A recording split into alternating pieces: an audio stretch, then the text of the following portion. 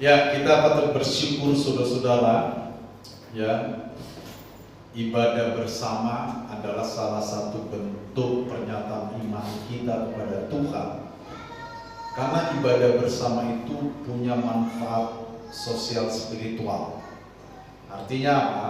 Ketika kita bertemu dengan saudara-saudara kita seiman, maka secara sosial kita semakin dekat. Secara spiritual kita terbangun oleh mereka-mereka yang ada di dekat kita. Amin. Oleh karena itu saudara-saudara, setiap kali kita beribadah seperti ini, maka diwajibkan bagi kita untuk saling memberi semangat, saling membangun satu dengan yang lain, supaya tujuan dari ibadah bersama itu bisa tercapai saudara-saudara, ya. Baik saudara-saudara, pagi hari ini saya mau membahas secara khusus tentang perjamuan kudus. Dan kebetulan ini minggu pertama, karena kita juga akan melakukan perjamuan kudus. Ya, bisa ditampilkan bro. Perjamuan kudus. Nah, saudara-saudara, mari kita buka Alkitab kita di dalam 1 Korintus pasal 11. Ya, ini cukup panjang, ayat 17 sampai ayat 33.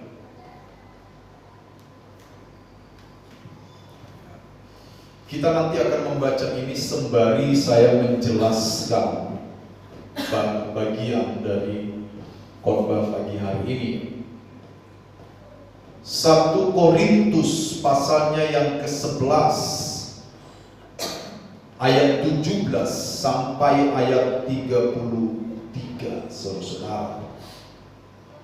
Nah, saudara-saudara, rujukan tentang sakramen perjamuan kudus dewasa ini seringkali kita ambil dari ayat ini, ya. Tetapi secara historis di dalam sejarahnya, ya, kita mendasarkan peristiwa perjamuan kudus ini dari apa yang dilakukan oleh Yesus pada malam sebelum ia ditangkap untuk disalibkan, saudara. Dan di dalam Injil, ya, peristiwa ini dicatat, ya. Nah, peristiwa ini pada akhirnya dijadikan oleh komunitas Kristen mula-mula, khususnya mereka yang dipimpin oleh Rasul Paulus, orang-orang yang disebut sebagai Kristen. Karena di abad pertama, orang yang percaya Yesus itu ada dua kelompok. Kelompok pertama namanya Nosrim. Nosrim itu adalah kelompok orang-orang Yahudi yang akhirnya percaya kepada Yesus. Dan kelompok ini dulu dipimpin oleh seorang murid Yesus yang bernama Yakov, atau yang kita sering kenal sebagai Yakobus. Dalam bahasa Ibrani namanya itu Yakov, ya. Yakov Hasedek. Yakobus seorang yang benar, seorang yang adil. Itu namanya Nosrim.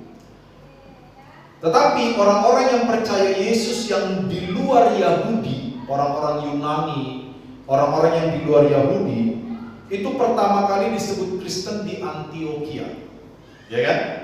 Kalau kita baca di dalam kitab Kisah Para Rasul, dikatakan di sana, ya, pertama kali orang-orang Kristen non-Yahudi ini disebut Kristen itu di kota Antioquia. Dan ini di bawah pimpinan Rasul Paulus, Barnabas, ya.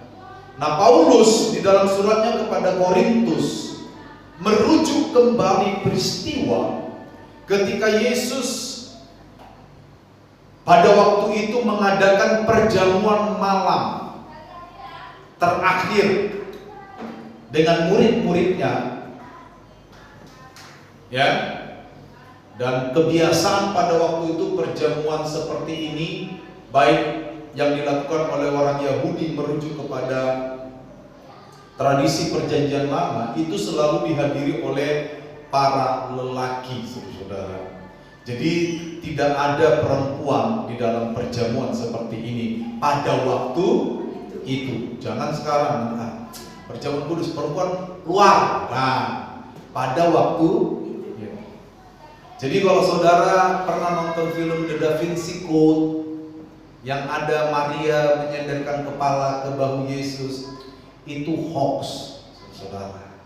Tidak mungkin terjadi pada abad pertama perjamuan malam itu ada perempuan, itu nggak mungkin. Jadi Da Vinci hoax itu salah satu upaya untuk melakukan dekonstruksi atau pengerusakan iman Kristen. Ya, pernah nonton film Da Vinci Code? Gak pernah? Habis ini nonton. Ya, itu isu-isu pengerusakan iman, saudara-saudara. Ya, nah, jadi rupanya kejadian ini direkam kembali oleh Paulus. Lalu Paulus mengaplikasikan peristiwa ini ke dalam jemaat Korintus pada waktu itu. Lalu di dalam peristiwa ini pula Paulus mengajarkan tentang bagaimana seharusnya jemaat di Korintus dan seharusnya kita hari ini yang menjadi jemaat Tuhan memaknai perjamuan kudus itu. Nah, ini penting. Karena seringkali kita melakukan perjamuan kudus ini ada yang sekali sebulan. Ya, rata-rata gereja Pentakosta dan Karismatik itu melakukan perjamuan kudus 1 kali dalam 1 bulan. Dan rata-rata biasanya minggu pertama. Ya, biasanya. Tapi ada juga gereja Pentakosta Karismatik yang pernah saya tahu lakukan perjamuan kudus setiap minggu. Ada yang setiap hari, saudara. Apakah salah? Tidak. Ya, tidak salah. Tetapi yang menjadi persoalan adalah waktu kita melakukan perjamuan kudus, apa yang kita maknai? Apa pemaknaan kita terhadap tindakan sakramen perjamuan kudus ini? Ini menjadi penting, dan ini juga yang diajarkan oleh Rasul Paulus kepada jemaat di Korintus pada waktu itu. Pada waktu itu perjamuan kudus bentuknya bukan seperti yang ada di depan ini tentunya, ya. Mereka biasanya memecah-mecahkan roti, atau mereka bawa makanan seperti kita sekarang perjamuan kasih. Itu di zaman pertama itu mula-mula mereka bawa makanan. Tetapi saudara, rupanya ini menjadi persoalan. Tapi sebelum kita bahas persoalan itu, saya mau tunjukkan kepada kita bahwa perjamuan kudus, ya, next, perjamuan kudus itu dilakukan di dalam konteks pengorbanan. Konteks apa? Pengorbanan. Ini penting diingat, saudara. Perjamuan kudus itu dilakukan di dalam bingkai pengorbanan. Ya, jadi kalau kita sekarang melakukan perjamuan kudus, ya kita harus bicara sama diri sendiri. Saya harus berkorban. Nah, pertama, next kita lihat ini pengorbanan ini. Ya. Coba kita baca ayat 17 sampai ayat 22. Saya akan baca, saudara perhatikan. Nah, saya akan baca dari terjemahan baru yang kedua.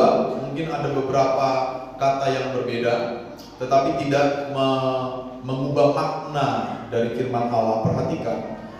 Dalam petunjuk-petunjuk berikut ini, aku tidak dapat memuji kamu, sebab pertemuan-pertemuanmu tidak mendatangkan kebaikan, tetapi mendatangkan keburukan. Sebab pertama-tama aku mendengar bahwa apabila kamu berkumpul sebagai jemaat, ya, perhatikan, ada perpecahan di antara kamu. Dan hal itu, kata Paulus, sedikit banyak aku percaya. Sebab di antara kamu harus ada pihak yang berbeda-beda, supaya nyata nanti siapa di antara kamu yang tahan uji. Apabila kamu berkumpul bukan untuk makan perjamuan Tuhan, kata Paulus. Memang kamu ngumpul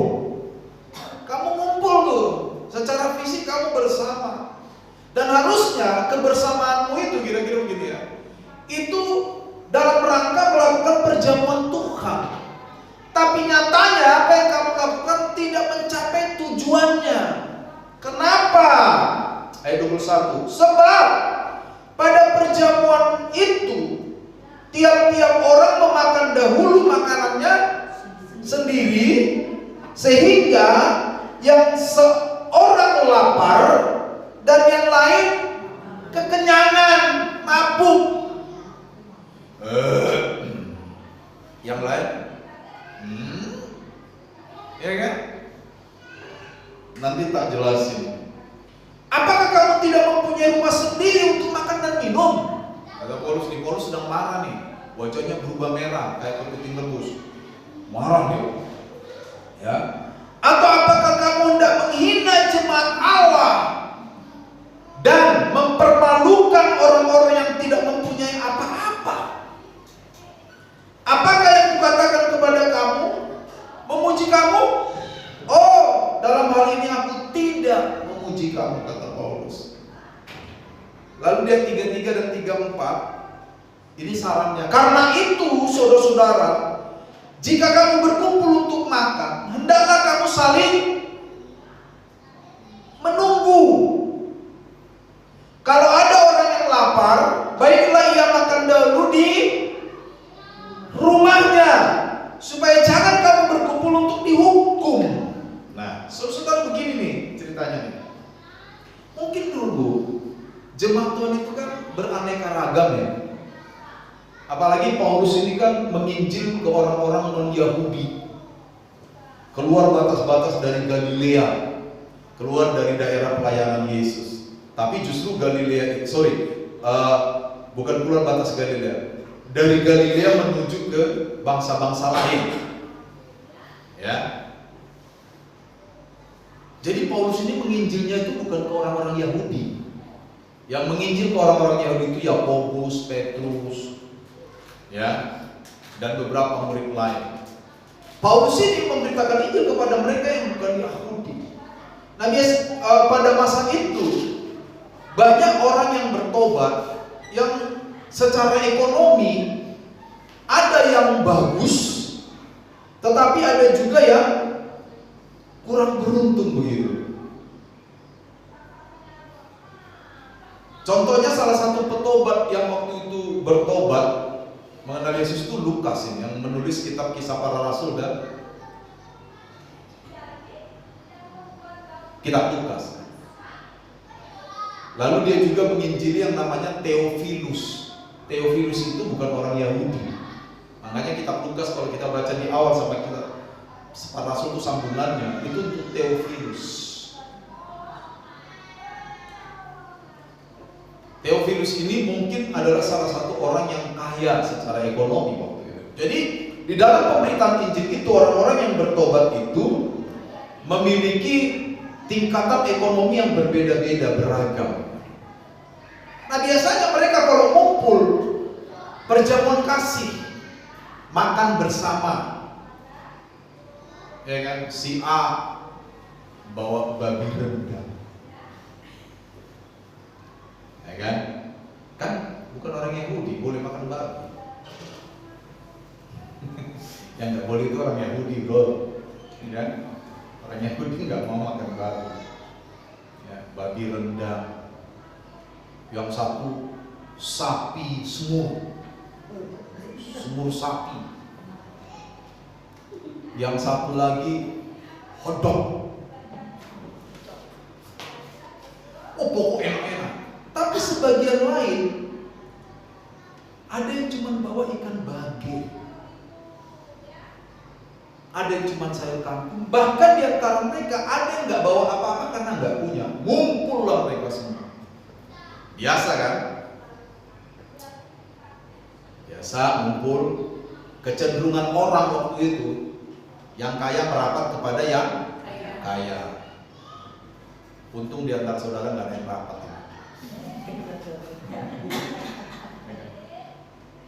Yang miskin sebenarnya pengen merapat, tapi minder,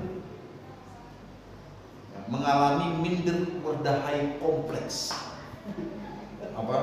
mengalami keminderan,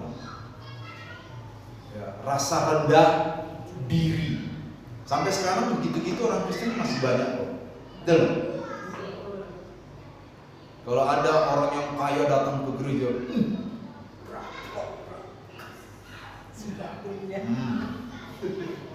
ya kan? Untunglah di antara kita gak ada yang kaya. Ya kan? Tapi kalau ada juga gak apa-apa. Mumpung belum ada, saya bilang. Ya kan? Sampai sekarang kan spirit untuk membedakan itu masih ada kan? Betul gak? Kadang-kadang kita memperlakukan orang itu beda. Bisa berdasarkan warna kulit, bisa berdasarkan merek mobilnya apa, ya kan? Bisa berdasarkan dari alam mana dia berada. Coba lihat kalau ada orang bule datang, ya kan? Kita kayak mau masuk tinggi sekali. Padahal di negaranya belum tentu dia tahu apa-apa ya. Saya tidak anti orang bule, tapi beberapa kali saya dengar orang bule kok bakal nggak ada isinya. Tapi tidak semua ya. Beberapa kali ya cuma ngomong Yesus mengasihimu, tapi semua tepuk tangan nih. Kalau saya bilang Yesus mengasihimu, gak ada yang tepuk tangan. Itu yang membedakan apa sih? Kan gitu kan? Pembedaan itu ada, kita harus akui. Nah itu yang terjadi waktu itu. Yang kaya merapat kepada yang kaya, yang miskin mengalami minder. Mindernya kompleks. Ya udah. Apalagi yang tidak bawa apa-apa. Yang kaya ngumpulin makanan mereka di meja tertentu. Semur sapi, babi rendang yang udah mati. Ya kalau hidup kan susah. Ya kan? Hotdog, bawa makanan-makanan mewah. Mereka makan sendiri. Yang ikan bage diskusi. Gimana bro? Ikan bage cuman 2 pak, makan aja deh. Yang gak makanan bunyi perutnya. Sehingga pertemuan mereka tidak mempersatukan, malah menciptakan perpecahan. Padahal tadi di awal, dari awal saya sudah bilang, bahkan Paulus juga mengatakannya, saya sebenarnya nyontek sama Paulus. Dia bilang, kalau jemaat berkumpul, itu kan harus saling membangun. Hendaklah kamu saling membangun satu sama lain, kan gitu kan? Tapi kalau yang kaya ngumpul dengan yang kaya, makan makanannya sendiri, yang miskin mengalami minder yang kompleks, apa yang terjadi? Perpecahan. Makanya Paulus bilang gini loh, orang kaya, walaupun nggak ada orang kata kaya di sini, kamu nggak punya rumah ya buat makan dulu kalau kamu lapar.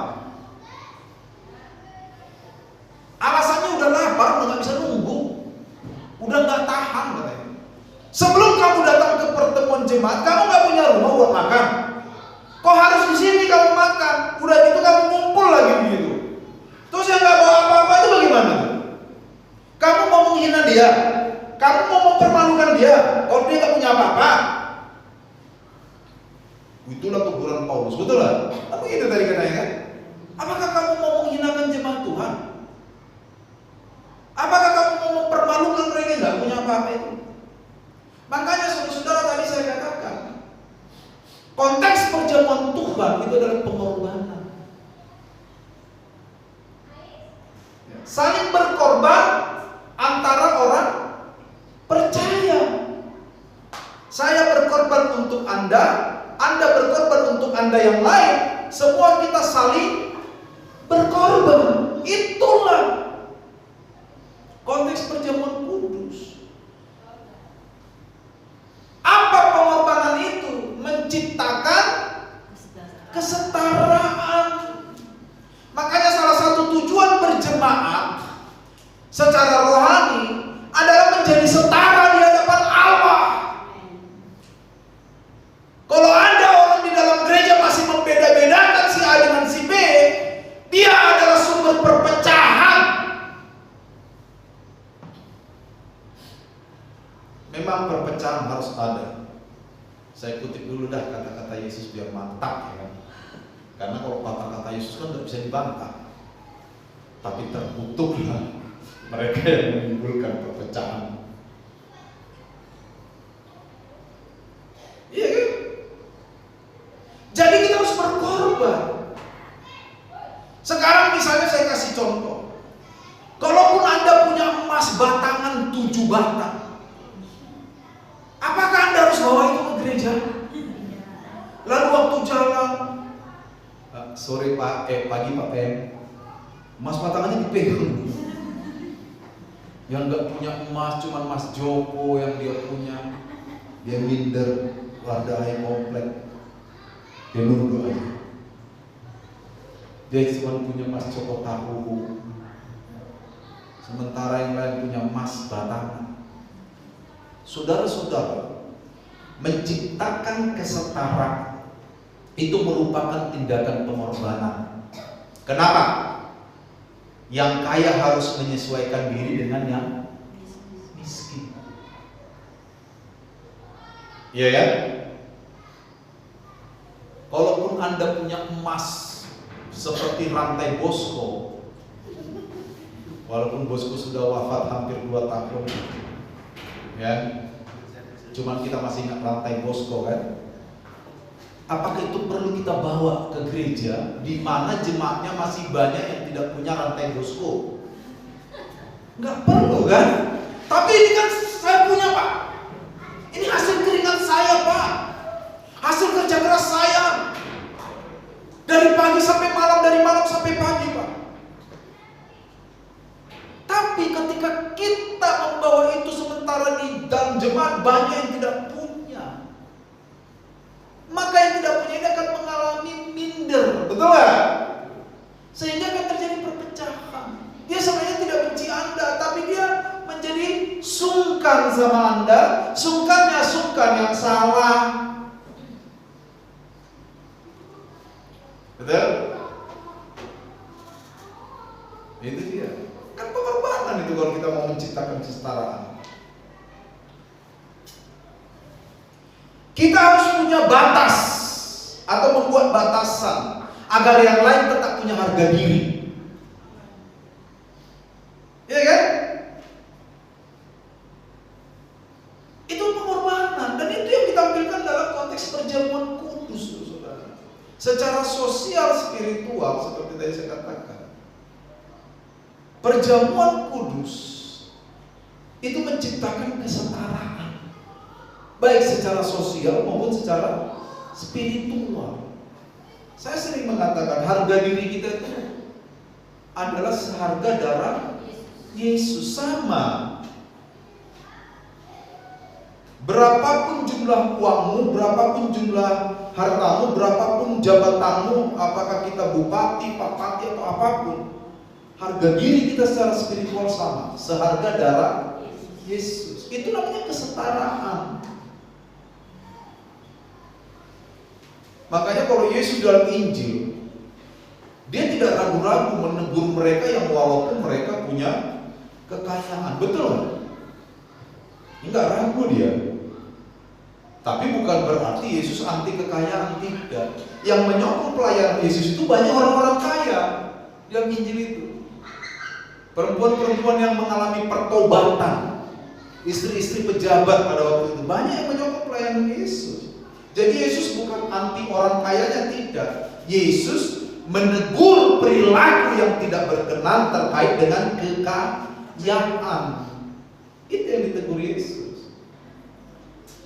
Menciptakan kesetaraan, ini adalah sebuah pengorbanan. Iya kan? Saya sebenarnya bisa bergaya elit. Iya kan? Bisa misalnya, saya punya kemampuan untuk itu. Saya punya ini untuk bisa bergaya sangat elegan dan elit. Tapi karena saya pergi ke tempat di mana banyak orang-orang sederhana, maka saya berkorban. Saya memberikan batasan kepada diri saya. Enggak, nanti kalau saya bergaya begini kasihan yang lain, minder. Warga hari kompleks. Itu bahasa Belanda. Mengalami rendah diri. Iya kan? Kita memberikan batasan. Makanya tadi ditegur sama Paulus. Kalau kamu orang-orang kaya bawa makanan enak-enak dan kamu makan sendiri, kamu mau menghina mereka yang gak bawa makanan apa-apa? Kamu mau menghina mereka yang cuma bawa ikan baget? Kira-kira begitu itu. Kalau kamu memang mau bawa makanan enak-enak, berarti makanan yang kamu bawa itu kumpul, supaya kalian semua jemaat bisa makan bersama. Yang nggak bawa makanan pun bisa bawa makan makanan itu baru kesetaraan. Dan di situ ada unsur pengorbanan. Amin. Jadi pertama-tama perjamuan kudus itu ada dalam konteks pengorbanan. Pengorbanan antar sesama orang percaya. Saya harus memastikan bahwa keberadaan saya tetap menjaga harga diri orang lain.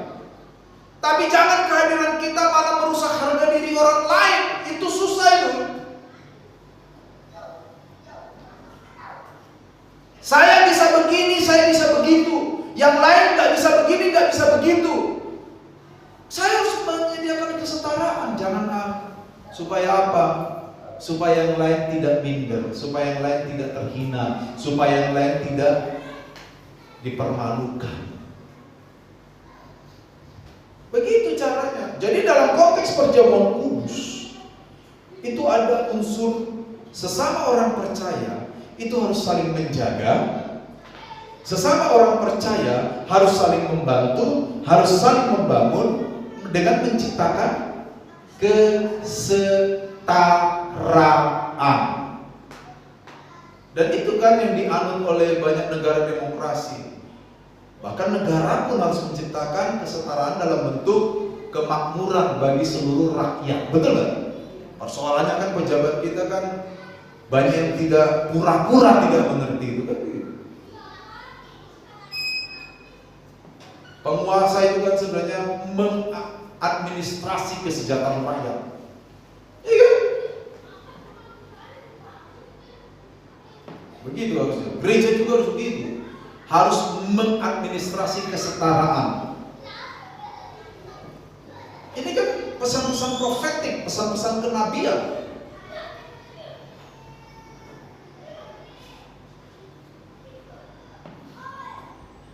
Itu yang pertama. Bentuknya bisa berbeda-beda, tapi prinsipnya sama. Apa itu?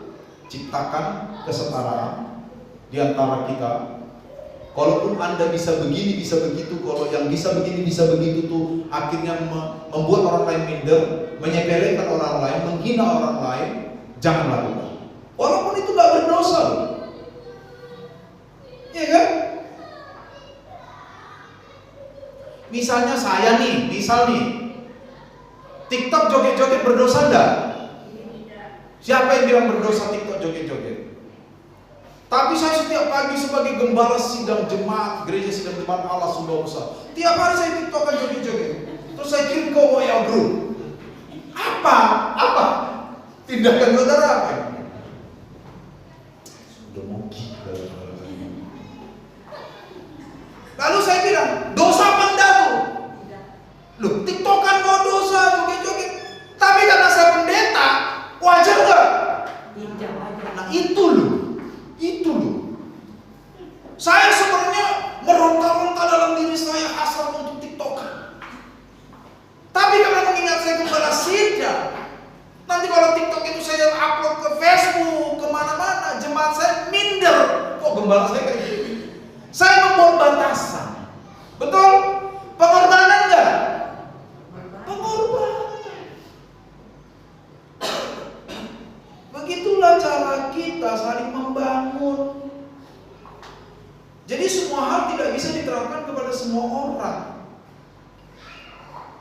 Mosok iya ada gembala sidang tiap pagi gini-gini.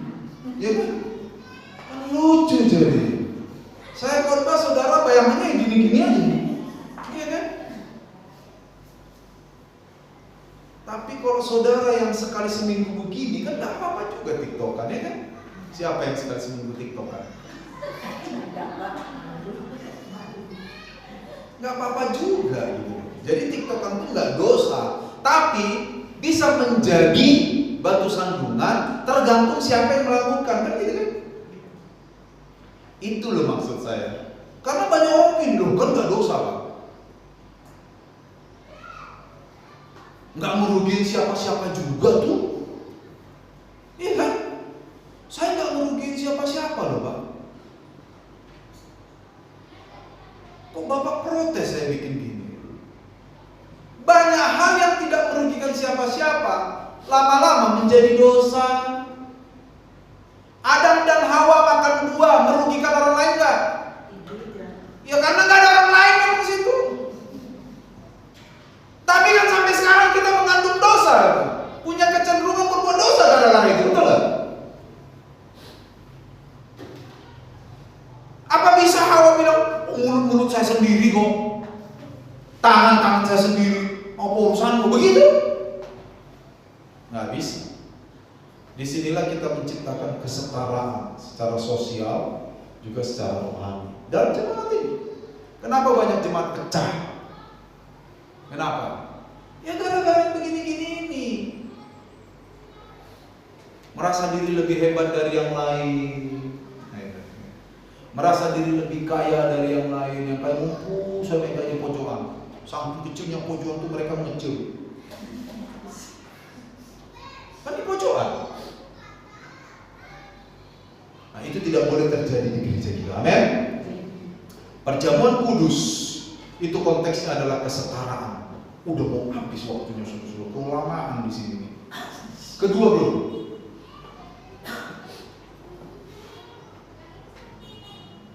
Yang pertama tadi pengorbanan antar orang percaya. Yang kedua perjamuan kudus menceritakan tentang pengorbanan Kristus kepada orang percaya. Tadi antar orang percaya, sekarang Kristus kepada orang percaya. Kristus berkorban bagi orang percaya. Ayat 23 sampai 25 dikatakan apa? Sebab apa yang telah kuteruskan kepadamu telah aku terima dari Tuhan, yaitu bahwa Tuhan Yesus pada malam waktu ia diserahkan mengambil roti, dan sesudah ia mengucap syukur ia memecah-mecahkannya dan berkata, inilah tubuhku yang diserahkan bagi kamu, lakukanlah ini sebagai peringatan akan aku. Ayat 25, demikian juga ia mengambil cawan sesudah makan lalu berkata, cawan ini adalah perjanjian baru yang dimeteraikan dengan darahku, lakukanlah ini setiap kali kamu meminumnya sebagai peringatan akan aku. Kristus berkorban. Nah, waktu Kristus berkorban bagi manusia, bagi orang percaya, bagi saya dan saudara, maka kita wajib menceritakan tentang pengorbanan itu. Ini namanya unsur penginjilan di dalam perjamuan kudus. Ini namanya aspek misiologis dalam perjamuan kudus. Jadi setiap kali kita melakukan perjamuan kudus, aspek misiologis ini harus ada. Buat apa kita ikut perjamuan kudus, minum anggur, makan roti tiap bulan, minggu pertama, tapi kita nggak pernah mau menjadi saksi buat orang lain? Buat apa? Negeri jiran bilang, tadi guna lah. Buat apa? Makanya ketika kita melakukan perjamuan kudus itu menyasar semua aspek hidup kita, menyasar perkataan-perkataan kita, betul gak? Karena kalau kita rajin perjamuan kudus tapi perkataan kita masih perkataan yang melukai orang lain, yang merendahkan orang lain, buat apa?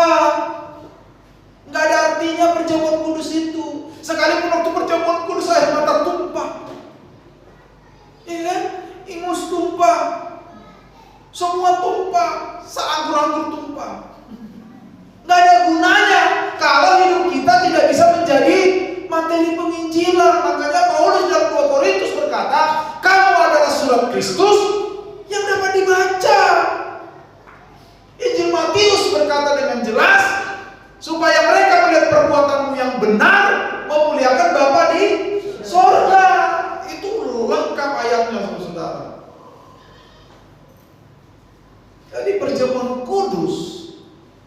kedua adalah pengorbanan Kristus kepada manusia. Tetapi ketika kita menerima pengorbanan itu, kita harus memberitakan Injil. Sewaktu kita nanti makan roti dan minum cawan, ingat terus aspek misiologis ini. Jangan cuma minum cawan, makan roti, habis itu ya sudah. Pulang gak ada beban untuk memberitakan Injil, minimal menjadi saksi bagi orang lain. Jangan. Itu berarti kita kehilangan makna terpenting dari perjamuan kudus, yaitu makna misiologisnya. Buat apa? Iya kan? Buat apa itu kalau begitu? Next. Yang ketiga, ini sebuah awasan.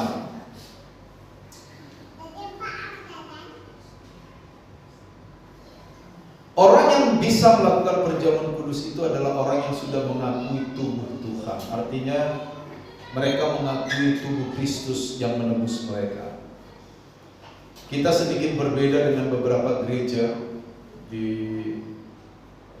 mungkin gereja-gereja arus utama gitu. Ada syarat yang mereka harus bikin kalau ikut perjamuan. Misalnya sudah harus CD atau baptis, baru boleh ikut perjamuan. Gereja sedang jemaat Allah tidak memiliki syarat itu. Syarat utama kembali ke Alkitab apa? Sudah menerima Yesus sebagai Tuhan dan Juru Selamat kita. Itu syarat utamanya. Kalau kita sudah menerima Yesus sebagai Tuhan dan Juru Selamat kita, maka kita boleh ikut dalam sakramen perjamuan Tuhan. Ya, seperti itu. Apakah di antara kita semua ada yang belum menerima Yesus sebagai Tuhan dan Juru Selamat? Semua sudah ya? Berarti kita boleh ikut perjamuan kudus. Itu dia. Nah, kesimpulannya saudara-saudara, terakhir. Kesimpulannya yang pertama, setiap kali kita melakukan sakramen perjamuan kudus, maka pupuklah kerelaan untuk saling berkorban di antara sesama orang percaya. Ini adalah aspek sosial spiritual dalam perjamuan kudus. Waktu kita nanti makan roti dan minum cawan, ingat, saya mungkin harus membuat batasan agar orang lain tidak terhina. Saya mungkin akan membuat batasan agar orang lain tetap setara. Saya mungkin akan membuat batasan agar orang lain tetap merasa anggota di dalam persekutuan ini. Amin. Jangan pengen menonjol sendiri. Karena yang menonjol sendiri cepat tergilas. Coba di jalan, rata jalan, ada satu batu yang menonjol sendiri. Kan itu kan enak tuh. Biasanya kalau kita yang bawa kendaraan enak nih dicoba, ditabrak, betul nggak Bu? Terpancing kita nabrak tuh, apa sini retak, mau tabrak-tabrak terus itu, lama-lama rusak.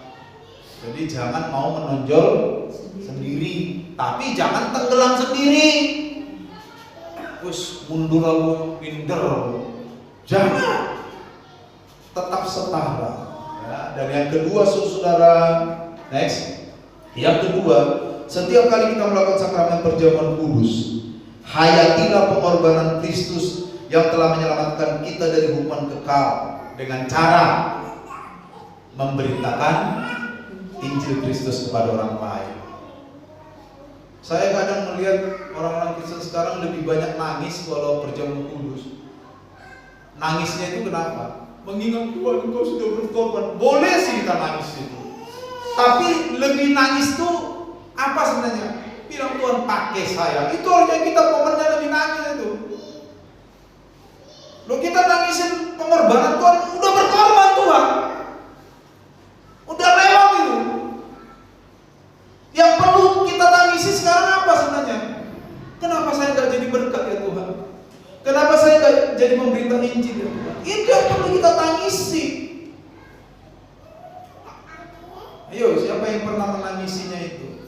Tuhan, kenapa saya belum bisa menjadi saksi Tuhan? Kenapa saya belum bisa menjadi berkat buat orang lain? Itu yang perlu kita tangisi, saudara. Amin. Begitulah kita memahami perjamuan kudus. Tuhan memberkati kita.